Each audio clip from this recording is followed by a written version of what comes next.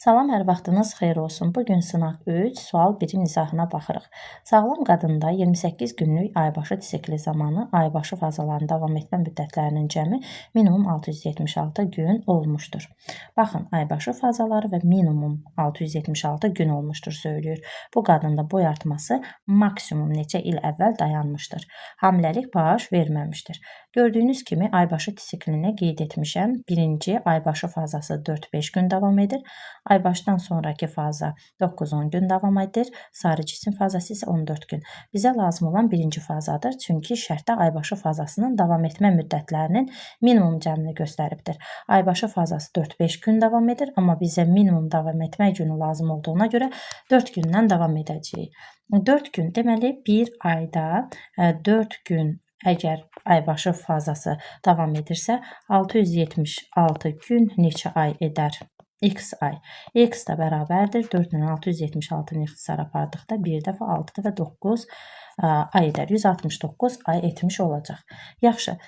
Biz bilirik ki 28 günlük aybaşı siklində 14-cü gün ovulyasiya baş verir. 28 gündən bir olduğuna görə bir ildə 12 dənə ovulyasiya yox 13 dənə ovulyasiya olacaq. Çünki hər ayda 3-4 gün artıq qalmış olur. 2-3 gün daha doğrusu. Ona görə də biz bir ili 13 ay kimi dəyərləndirsək, bəs 169 ayımız neçə il etmiş olar? X da bərabərdir 13 il etmiş olacaq. Bəs bizdən boy artması maksimum neçə il əvvəl dayanmışdı deyirsə, biz bilirik ki, qızlar 10-12 yaşında yeniyetməliyə çatmış olur. Maksimum istəyirdi, 12-nin üstünə 13 gəldikdə 25 yaş etmiş olar. Və qızlar 18 yaşında bilirik ki, boy artımı dayanmış olur. 25-dən də 18-i çıxaran maksimum 7 il əvvəl olacaq. Cavabımız B variantıdır. 28 günlük aybaşı siklində fazalar haqqında hansı fikirlər yanlışdır? Bilirik ki, birinci faza aybaşı fazası, ikinci faza aybaşdan sonraki faza, üçüncü faza isə sarı cisim fazasıdır. Birinci fazadan başlayaraq növbəti folikulların yetişməsi başlayır. Bu fikir doğrudur, bizdən yanlış istəyir. Üçüncü fazada 2 növ müvəqqəti daxili sekresiya vəzisi fəaliyyət göstərir. Bu yanlışdır, çünki burada yalnız sarı cisim fəaliyyət göstərmiş olur. İkinci faza zamanı mayalanma baş verməz doğrudur, çünki 14-cü gün hələ ovulyasiya baş vermiş olacaq. Üçüncü faza 2 həftə davam edir. Bəli, sarı cisim fazası 2 həftə davam etmiş olur. Selikli qişanın az bərpa olunduğu gün ikinci fazaya düşür. Çünki 6-cı gün ikinci fazanın başlanğıcına düşmüş olur. İnsan qanında alkoqolun miqdarı 0,6-0,7% olduqda hansı hal baş verər? Təbii ki, insan ölür. Cədvələ əsasən X-in qiymətini də tapın. Demək ki, bizə deyir ki, tərkibində vitamin B vitaminidir. Biz də bilirik ki, 2 ələmdə 20%-ni itirir. 20% itdikdə 80% qalmış olur. Bişirilməzdən əvvəlki miqdarını bizdən istəyir. Bişirildikdən sonraki miqdarı isə 60 mg-dır. Biz də bilirik ki, 60 mg əgər tərkibində qalıbsa, bu 80%-dir. Bəs bizim tam ədədlə 100%-imiz nə qədər imiş vitaminin içərisində? O zaman bunları ixtisar aparaq. 8 ilə 60-ı 4-ə ixtisar apardıqda 15, burada 2. 10-la da 2-ni ixtisar apardıqda 5. Cavabımız 75 qram olacaq. Yəni cavabımız C variantı edər. Sonra 5-ci suala baxırıq. Ana bətində 2 cift içərisində 3 döl müşahidə edilmişdir. Demək ki, neçə cift var? Burada 2 dənə cift var. 2 dənə ciftimiz varsa bunlara deyirik cift. 2 ciftin içərisində 3 döl müşahidə edilmişdir. Demək ki, bunlardan biri eyni yumurta əkizidir. Digəri isə ayrı yumurta əkizidir. Bu döllərin hər birinin bir hüceyrəsinə baxdıqda cəmi 4X cinsi xromosom müəyyən edilmişdir. Demək ki, neyniyərəm? Burada bir uşaq birləşmişdir. Deməli, hər birinin bir dənə somatik hüceyrəsinə baxanda cəmi 4 dənə X cinsi xromosom müəyyən etmişdir. Yaxşı. X 4 dənə X xromosom müşahidə etmişdir. Bu döllərin əmələ gəlməsinə minimum neçə Y cinsi xromosomlu qamet iştirak etmişdir. Biz bilirik ki, eyni yumurta əkizlərinin əmələ gəlməsində bir dənə yumurta hüceyrə və bir dənə də Y spermatozoid iştirak edir və nəticədə XY zigot yaranmış olur ki, eyni yumurta əkizləri olduqda XY, iki qardaş, eyni yumurta əkizi olan qardaş dünyaya gəlir. Digərində isə X yumurta hüceyrə və Y spermatozoid iştirak daha doğrusu X spermatozoid iştirak edir və XX zigotu yaranır. Ondan da ki, qız dünyaya gəlmiş olur. Baxırıq qız, oğlan, oğlan. Oğlanlar eyni yumurta əkizləridir, qız isə ayrı yumurta əkizidir. Bu döllərin əmələ gəlməsində minimum neçə Y cinsi xromosomlu qamet iştirak etmişdir deyirsə, gördüyünüz kimi bayaq qametlərimiz yumurta hüceyrə, spermatozoid. 3 qamet X-dir, bir dənə yuxarıdakı isə Y xromosomludur. Ona görə cavabımız 1 A variantı olacaq. Aşağıda verilən xəstəliyə aid deyildir. Bilirik ki, aşağıda Sydenham ilk dəfə özündə müşahidə etmişdir podagra xəstəliyini. Ayaq üstə tələ adlanmış olur bu xəstəlik. Xroniki xəstəlikdir. İlk təsvirini Sydenham vermişdir. Əmələ gəlmə səbəbi qanda sidik turşusu miqdarının artmasıdır. Alkoqoldan istifadəsi bu xəstəliyə səbəb ola bilər fikri doğrudur. Qaraciyərin yox, böyrəyin zədələnməsinə gətirib çıxardır. Cədvələ əsasən A üstə qəlbə ifadəsinin maksimum qiymətini tapın. Bizə maksimum qiyməti istədiyinə görə əkizlərin sayı 4-dürsə, maksimum dedikdə sən bunu ayrı yumurta əkizi et ki, A üstə qəlbəyinin cəmini maksimum tapaq.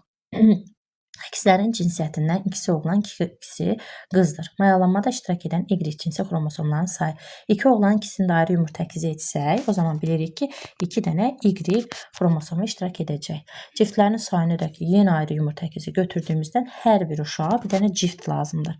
Ona görə 4 edər. 2-nin üstünə 4 gəldikdə bərabərdir, cavabımız 6 edəcək. İnsanın verilən orqanlarından hansı iki bədən boşluğunda yerləşir? Bilirik ki, qida borusu həm döş, həm də ki, qarın boşluğuna qədər təmas etmiş olur. Sidik axarları isə həm qarın, həm də çanağa yerləşmiş olur. Çünki çanaqda sidik kisəsinə doğru istiqamətlənmiş olur. Cavabımız Y variantı olacaq. 9-cu suala baxırıq. Aşağıdakı diaqramda sağlam qidalanan bir insanın gündəlik enerji ehtiyacını ödəmək üçün istifadə etdiyi üzüm maddələrin maksimum miqdarının nisbəti verilmişdir. Biz bilirik ki, 380-500 qrama qədər karbohidrat lazımdır. Sonra 85 qrama qədər zülal lazımdır. Və X-ımız isə 80, bizə maksimum dediyinə görə maddələrin maksimum miqdarı 80-100-dür. Biz 100 qram yağ götürərik. Deməli, X-ımız nəymiş? Yağ. Y-imiz zülal, Z-imiz isə karbohidratıymış. 1 qram X maddəsi, yəni yağ parçalandıqda ayrılan enerji eyni miqdarda Z, yəni karbohidrat parçalanmasından ayrılan enerjidən çoxdur. Əlbəttə ki, əgər eyni miqdar yağla karbohidrat götürsək, yağı enerjisini tapmaq üçün 38,9 kilojoula vurarıq. 17,6 kilojoula isə karbohidratın eyni miqdarını vurarıq. Təbii ki, yağ çox olacaq. Deməli, 1 doğrudur. İkinci, Y maddəsinin monomerləri amin turşularıdır. Bu fikir doğrudur. Z maddəsinin tərkibinə gliserin və yağ turşuları daxildir. Z-ə baxıram ki, bu karbohidratdır. Bu fikir yanlışdır. Çünki karbohidratın monomerləri glikozadır. Orqanizmdə X maddəsi çatışmadıqda Z və Y maddəsi Y-ə çevrilə bilər. X maddəsi yağdır. Təbii ki, yağ çatışmadıqda zülal və karbohidrat ona çevrilir. Deməli, bu fikir də doğrudur. 1, 2, 4 cavabımız C variantı olacaq. Əgər yetkin insanda ağıl dişləri çıxmasaydı, onun ontogenezi zamanı ağız boşluğuna çıxan dişlərin ümumi cəmi döş qəfəsinin cüt sümüklərinin sayından neçə ədəd çox olardı? Biz bilirik ki, əgər yetkin insanda ağıl dişləri çıxmazsa, 32 dişdən 4-ünü çıxarım, 28 dişi olmuş olar. Və süd dişlərinin cəmi də 20 ədədidir. Demək ki, ümumilikdə ömrü boyu hələ ki bunda 48 diş çıxırdı. Döş qəfəsinin cüt sümükləri isə qabırğalardır. Qabırğalar isə 12 cütdür, yəni 24 ədəddir. O zaman bunların fərqi 24-ə bərabər olmuş olacaq. Qadın orqanizmində aybaşı sikli zamanı ikinci fazanın davam etmə müddəti birinci fazanın davam etmə müddətindən maksimum 24 gün çoxdur. Bayaq da mən sizə şəkildə göstərdiyim kimi aybaşı fazasının sonraki faza ikinci fazadır, birinci faza isə aybaşı fazasıdır. Görürük ki, birinci faza 4-5 gündür, ikinci faza isə 9-10 gündür. Bizə deyir ki, aybaşı sikli zaman ikinci fazanın davam etmə müddəti birinci fazanın davam etmə müddətindən maksimum 24 gün çoxdur. Deməli, ikinci fazanın maksimum gününü götürərəm, birinci fazanın isə minimum gününü götürərəm və onların fərqini taparam. O zaman Deməli 10 gündən 4 gün çıxaram ki, bir aydakı fərq 6 günə bərabərdir. Deməli fərq 6 gün olduqda bu zaman əmələ gələn qametlərdə eyni cinsi xromosoma malik olan yönləndirici cisimciklərin atosom xromosomlarının sayı neçə olar? Əgər fərq 6 gün olduqda bir ay ərzində bilirik ki, bir dənə qamet yaranır qadında və bununla yanaşı da 3 yönləndirici cisimcik yaranır. Ona görə deyirəm ki, bir ayda aybaşıdan sonraki faza ilə aybaşı fazası arasındakı fərq 6 gün olduqda 3 yönləndirici cisimcik yaranarsa, bəs 24 gün çox olduqda nə qədər yaranar? 6 ilə 24-ü ixtisar apardıqda 4 olur, 12 dənə yönləndirici cisimcik yaranır. Onsuz da biz bilirik ki, qadında yönləndirici cisimciklərin də sayı, qametlərin də sayı hamısı X-dir. Ona görə qametlə bütün yönləndirici cisimciklər eyni xromosoma malik olurlar. Atosom xromosom istədikdə insanda diploid xromosom dəsti 46-dır, haploid 23-dür. Çünki yönləndirici cisimcikdə haploid xromosom dəsti olur və atosom xromosomların sayını istədikdə N-in qarşısındakı ədədi 23-dən çıxdıqda 22 onun autosomudur. 12 dənə yönləndirici cisimciyi 22 dənə atosomu vurduqda edəcək, deməli vururuq 22-yə 24, 24, yəni 264-ə bərabər olar. Cavabımız olar D variantı. Növbəti sualımıza baxırıq. İnsanın qanında miqdarı stamanda 2% olduqda təbii ki, vəhşi instinktlər baş qaldırır. Yəni bunun faizindən əzbər bilmək lazımdır. 12-də D variantı olar. 13. Şəklə əsasən yanlış cavabı seçin. Şəkildə ifrazat sistemi orqanları göstərilmişdir. Bir rəqəm ilə verilən orqanda son sindik əmələ gəlir. Bu fikir doğrudur. Çünki böyrəkdə gedir süzülmə prosesi, son sindiyin əmələ gəlməsi prosesi. 2 rəqəm ilə verilən orqan həm qarın, həm də bədən çanaq boşluğunda yerləşdiyinə görə 2 bədən boşluğunda yerləşir fikri də düzdür. 4 rəqəmi ilə verilən sidik kanalı sidiyi orqanizmdən kənara çıxardır. 3 rəqəmi ilə verilən yəni sidik hissəsi, epidel isə endoderma mənşəlidir. Bu fikir də doğrudur. 1 rəqəmi ilə verilən orqan qaraciyər ilə Heyner-Üşeym vərəqindən əmələ gəlibdir. Deməli, böyrəklər mezodermadan əmələ gəlib, qaraciyər isə endodermadan əmələ gəldiyinə görə bu fikir yanlışdır. Doğru cavabı seçin. Hərflərlə işarələnən bütün diş növləri süd dişlərinin də tərkibində var. Bu fikir yanlışdır. Çünki böyük azı dişləri, hansı ki, böyük azı dişləri olmur, yəni yetkin halda. A dişləri atavizm sayılır. Böyük azı dişləri yetkin halda olur, əslində süd dişlərində olmur, fikrimi səhvləndirdim. A dişləri atavizm sayılır. Atavizm yox, rudiment orqan sayılır.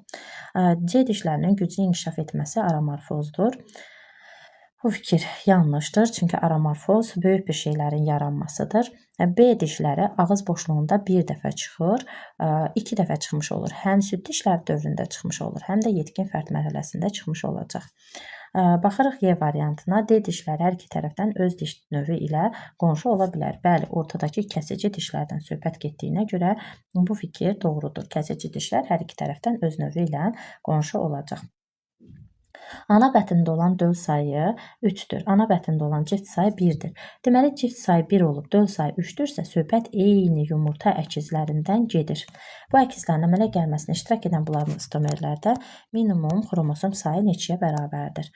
Baxın, uşaqlar, deməli, bu əkizlərin əmələ gəlməsində iştirak edən blastomerlər. Biz bilirik ki, eyni yumurta əkizi eyni ziqotdan yaranmış olur və 3 dənə də döl var. 3 dənə döl var. Bu ziqotdan eyni ziqotdan 3 dənə döl əmələ gəlməsi üçün blastomerlər yaranmalıdır. Blastomerlər ilk dəfə 2 dəfə uzunluğuna bölünür. Birinci 2 dənə blastomer əmələ gəlir. Sonra isə 4 dənə blastomer əmələ gəlir. İndi siz düşünün, 2 dənə blastomerdən 3 döl inkişaf edər, yoxsa 4 dənə blastomerdən? Təbii ki, minimum rəqəm olaraq 4 götürəcəm. Və bizdə minimum xromosom sayını istəyirsə, 46 hər biri diploid xromosom dəstinə malikdir. 46-nı 4-ə vuraram, olar 4 dəfə 6, 24, 2 yadda, 4 dəfə 4, 16, 18, 184-ə bərabər olar. Yadınızda saxlayın ki, ziqot mitoz yolla bölünür. Ziqotun özü də 2 xromosom dəstidir. Əmələ gələn, belə deyək, blastomerlərin özü də 2 xromosom dəstinə malikdir. Verilən fikirlərdən hansı doğrudur? X sidik Qıvrım sidik kanalcıqlarında əmələ gəlir. İlk sidik qədəhə bənzər kapsulda əmələ gəlir. Nefron venasında olan sidik cöfərinin qatılığı gətirici arteriyadan çox yox, az olmalı idi. İlk sidik Henle ilgəyində əmələ gəlir yox, qədəhə bənzər kapsul olmalı idi. Nefronun çıxarıcı arteriyası sidik toplayıcı borucuğa açılır. Qətiyyən bu belə deyil. Çıxarıcı arteriya çıxır, yenidən qıvrım kanalcıqların ətrafında şaxələnmiş olur. İlk sidiyin tərkibində amin turşusu ola bilər. Fikri doğrudur. Təbii ki, ilk sidiyin tərkibində vitaminlər, amin turşusu, mineral duzlar artıq miqdarda su olur ki, sonra qıvrım kanalcıqların ətrafında kapilyarlardan geri sorulur. Şəkildə verilən X xəstəliyinin əlaməti deyil. Şəkildə ateroskleroz xəstəliyi verilmişdir ki, bu xəstəlik baş gicəllənməyə, qulaqlarda küyün yaranmasına, yaddaşın zəifləməsinə, müvazinətin pozulmasına səbəb olur. Hətta başa aparan damarların içərisində kirəcləşmə baş verərsə. Amma əl-ayaq oynaqlarında iltihablaşma ayaq üstə tələ xəstəliyində, yəni podagra xəstəliyinin əlamətidir. Deməli, bizə nə deyir növbəti sualımızda? Növbəti sualımızda bizə A vitamini bişirilməmiş qidanın tərkibində 120 milliqramdır. Bişmiş qidanın tərkibində isə x milliqramdır. A vitamini bişirildikdə 50% itirilir. Heyvan mənşəli qidada isə B vitamini bilirik ki, bişirilən zaman 15-60% itmiş olur. Bizdə də maksimum miqdarını tapın deyir. Demək ki, yenidən yazıram. A vitamini 50% itirilərsə, bu zaman 120 milliqramdan təbii ki, 2də 1-i qalacaq, yəni bərabərdir 60 milliqram qalmış olacaq. Heyvan mənşəli qidada B vitamini isə 15-60%dir. Yaxşı, baxalım, 15-60% əgər itkidirsə, itki. Qalan nə qədər olacaq? 85% və 40% olacaq, düzdürmü?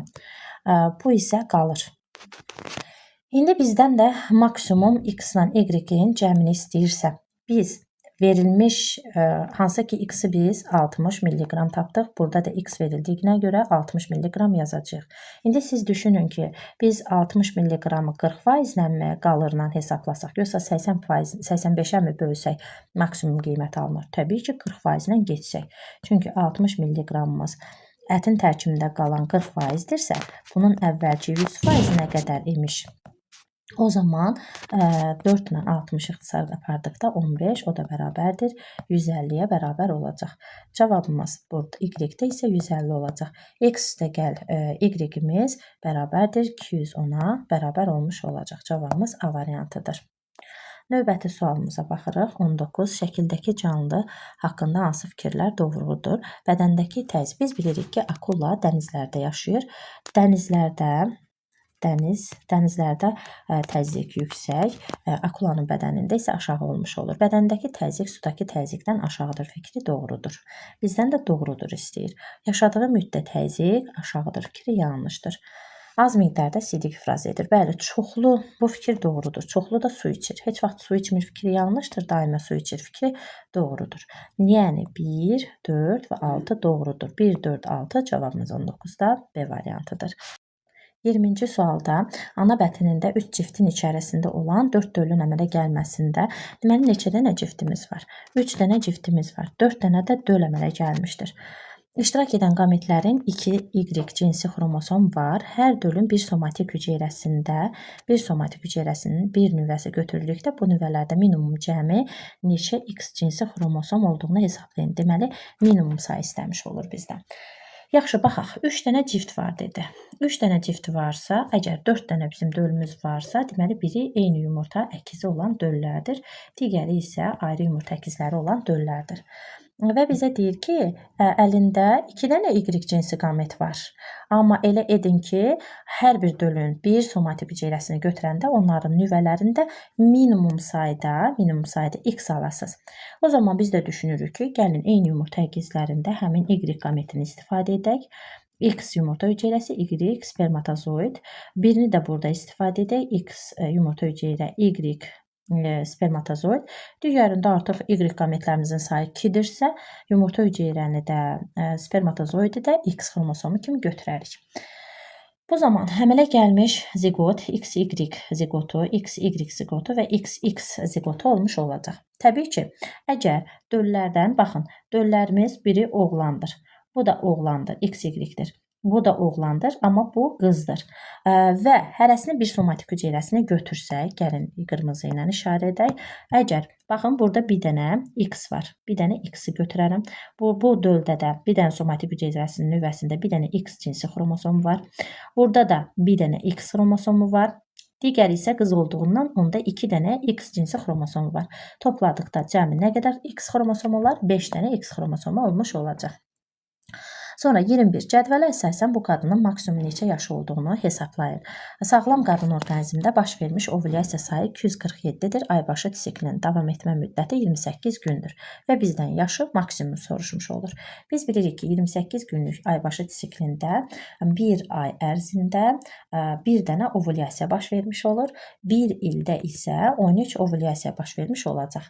Əgər 247-dən ovulyasiya baş veribsə, bu neçə il etmiş olar? 13-dən 247-ni ixtisar apardıqda bir dəfə 13 və çıxdıqda olacaq 117, 117-nin isə 9 dəfə. Deməli, x-imiz bərabər olacaq 19 ilə. Bəs bizdən istəyir ki, maksimum yaşı neçədir? Qızlar 10-12 yaşında cinsi yetişkənliyinə çatır deyə maksimum yaşı hesablamaq üçün 12-nin üstünə 19 gələrəm, bərabərdir 20-31. Cavabımız olacaq A variantı. Doğru fikri seçin. İnsanda spermatozoid bilavasitə mitozdan əmələ gəlir fikri yanlışdır. Meyoz yoluna yaranmış olur. Allel genlər cütünə malikdir. Bu fikir yanlışdır, çünki haploid xromosom dəstinə malikdir. Nüvəsizdir, xeyir. Prokaryotlar nüvəsizdir, çox nüvəlidir. Yanlışdır. Cinsi və atosom xromosoma malikdir fikri doğrudur. Çünki 23 xromosomdan biri cinsi, 22 dənəsi isə atosom xromosoma malikdir. Verilmiş sxema əsasən doğru fikirləri seçin. Zulalın amin turşusuna parçalanması energetik, yəni parçalanma prosesidir. İkinci isə sintez prosesini göstərir. İkinci proses mitoxondriyada baş verə bilər. Bu fikir doğrudur, çünki mitoxondrinin daxilində amin turşuları zülala çevrilir, çünki polisoma malikdir. Birinci proses insanın mədəsində baş verə bilər. Bəli, pepsin və xmozin zülalları amin turşusuna qədər parçalanmış olur. 1 doğru, 2 doğru. Birinci proses mədə-altı fəzin fermentlərinin təsirindən baş verə bilər. Bəli, tripsin fermenti zülalı amin turşusuna parçalanmış olur. İkinci proses Holc aparatında baş verə bilər. Fikri yanlışdır, çünki Holc aparatında ribosoma rast gəlinmir. Cavabımız 1, 2, 3. Doğru fikirlərimiz C variantı olacaq. İnsan üçün yanlış cavabı seçin. Hamiləliyin ən uzun mərhələsi döl dövrüdür. Doğrudur. Sarı cisim hamiləliyin hər üç mərhələsində hormon sintez edir. Bu fikir doğrudur. Yəni həm başlanğıc dövründə, həm rüşeym, həm də döl dövründə ifraz edir. Dölün cinsiyyətin döl mərhələsində müəyyən edilir fikri doğrudur. Döl mərhələsində 2 növ müvəqqəti daxili sekresiya fəzisi fəaliyyət göstərir. Bəli, ilk bir ayında sarı cisim, sonraki aylarda isə cift hormon ifraz etmiş olur. Embrional dövrdə diafraqm əzələləri fəaliyyətdə olur fikri yanlışdır. Çünki ana bətnində embrional özü ağciyərdən tənəffüs etmir ki, diafraqm əzələsi də fəaliyyətdə olsun. Doğru cavabları seçin. İnsanda raxit xəstəliyi A vitamini çatışmamazlığından meydana çıxır, səhvdir. Sümük sərtliyini itirir, düzdür. D vitamini çatışmamazlığından meydana çıxır, düzdür. Həzm sisteminə aiddir, yanlışdır. Deməli, cavabımız 2, 3, D variantı olar. Qazanılma xarakteri pozulmalara hansı amillər səbəb olmur deyir. Qazanılma xarakterli pozulmalar amin turşularının çatışmamazlığından yaranır. Karbohidrat çatışmamazlığı olmur. Həzm sisteminin funksiyasının zəifləməsi səbəb olur. Lipidlərin çatışmamazlığı səbəb olmur. Bəzi vitaminlərin çatışmamazlığı olur. Endokrin sistemin bəzi xəstəlikləri olur. Yadınızda saxlayın ki, ümumiyyətlə amin turşu mübadiləsinin pozulması 2 cür olur. Bir irsi olur, bir sonradan qazanılmış olur. Sonradan qazanılmış odur ki, uzun müddət acı ola bilərsən. Yəni yaxşı qidalanmasan və yaxud da ki, çox yaxşı keyfiyyətli qidalanırsan, amma həzm sistemində problem var. Və yaxud da ki, yediyin qida keyfiyyətsiz qidadır. Tərkibində əvəz olunmaz amin turşuları yoxdur, vitaminlər yoxdur. Buna görə də amin turşu mübadiləsinin pozulmasına gətirib çıxardacaq bu səbəblər. Amma səbəb olmayan istəyirsə D variantı 2-4 olacaq. Normada insan orqanizmdə 5 gün ərzində sintez olunan xolesterinin miqdarı bu müddətdə orqanizmə kənardan maksimum daxil olan xolesterinin miqdarına necə fərqlənər? Yadınızda saxlayın ki, 0,3, 0,5 qrama qədər biz kənardan xolesterin alırıq. 1 qrama qədər isə bizim bədənimizdə sintez olunmuş olur. Sintez olunan 5 qramdır. Amma kənardan alınan maksimum 5 günü 0,5-ə vurduqda 2,5 qram edəcək. 5 qramdan 2,5 qramın fərqi isə 2,5 qram çox olmuş olacaq. Şəkildə refleks qövsünün hissələri verilmişdir. Buna əsasən verilən fikirlərdən hansı yanlışdır? Bir rəqəmi ilə verilən hissədə reseptor hüceyrəsidir. Doğrudur. 2 hissi neyrondur. Doğrudur. 3 ilə verilən hissədə hərəki neyronun cismi ola bilər. Fikri doğrudur. Bəli, içəridə 3-cü hissədə hərəki neyronun cismi olur. 4 rəqəmi ilə göstərilən neyronun aksonu mərkəzdə sinaps əmələ gətirir. Bu fikir yanlışdır. Baxın, akson bu şəkildə gedib uzanır və əzələyə təmas etmiş olur. Yəni, ümumiyyətlə, akson mərkəzdə, yəni 3-cü hissədə sinaps əmələ gətirmir. Sadə refleksdə 3 ilə verilən hissədə ara neyronu iştirak etmir. Ona görə də sadə refleks adlanır. Bu da doğrudur. Müəyyən miqdarda əti bişirən zaman tərkibində minimum 120 mg B qrupu vitamini qalmışdır. Minimum qalıbsa, deməli 15-60%-dən 60% yox olub. Yəni qalan faiz 40%-dir. B qrupu vitamini qalmışdır. Gəlin həll edək. Yaxşı. Əgər müəyyən miqdarda 120 mg-mız 40%-dirsə, bəs bunun 100%-i nə qədər imiş ki? Tapıram ki, 40 ilə 120 ixtisar getdikdə 300 imiş əvvəlcə. 300 mg imiş. Ətin bişirilməzdən əvvəlki miqdarı qədər bitki mənşəli çiğ qidada B vitamini olarsa, bitki mənşəli qida bişirildikdən sonra qalan vitaminlərin maksimum miqdarı neçə milliqram olar? Biz bilirik ki, bitki mənşəli qidada 20% itirilir, 80% qalmış olur. Əgər 300 mg-mız 100%-dirsə, bəs qalan 80%-imiz nə qədər olacaq? Bu zaman 100 ilə 3 ixtisar gedəcək, 240 mg olmuş olacaq. Cavabımız A variantıdır. Lizin çatışmamazlığı baş gicəllənməsinə səbəb olmuş olacaq. 31. Şəkildə biz bilirik ki, dənizlərdə yaşayır. Dənizlərdə duzluluq çox, amma köpək balığının bədənində isə aşağı səviyyədədir. Daim su içirlər bunlar. Çoxlu sidik ifraz etmirlər, az sidik ifraz edirlər. Qəlsimləri düz miqdarının tənzimlənməsində iştirak edir. Çox az miqdarda sidik ifraz edirlər. Mühitdəki təzyiq bədəndəki təzyiqdən yüksəkdir. Bizdən də doğru cavabları istədiklərinə görə 3, 4, 5, yəni cavabımız B variantı olacaq. Pankreatit xəstəliyi haqqında verilən fikirlərdən hansı yanlışdır? Yadınızda saxlayın ki, mədalı vəzin amilaza fermentinin sintezi azalır. Bu zaman nişasta nazik bağırsaqda parçalanmamış qalır. Nəticədə qıcqırır, qələvi mühiti tuş mühitə çevirmiş olur. Bu zaman nişasta ilə yanaşı zülalların və yağların da sintezi, daha doğrusu parçalanması prosesləri pozulmuş olur. Gəlin dediklərimizə əsasən cavab variantını seçək. Mədalı vəzi tərəfindən sintez olunan amilaza miqdarı azalır fikri doğrudur. Nişasta glikoza fikri yanlışdır. Nişastanın həzmi pozulur. Çünki glikoza həzm edilmir bağırsaqda. Bağırsaq mühitəviyyatı tuş reaksiyalı olur. Çünki nişasta qıcqırır. Zülal və yağların da mübadiləsinin pozulmasına səbəb olur. Ona görə ki, qələvi mühiti pozub tuş mühit etdiyinə görə xarici sekresiya funksiyası pozulur. Bəli, mədalı vəzinin xarici sekresiya funksiyası pozulmuş olur. Qanda şəkərin qatılığının 3,89 mmol-dan az olması adlanır hipoglikemiya. 26 yaşlı yetkin insanın ağız boşluğunda olan dişlər haqqında hansı fikir yanlışdır? Gəlin şəklimizə baxaq.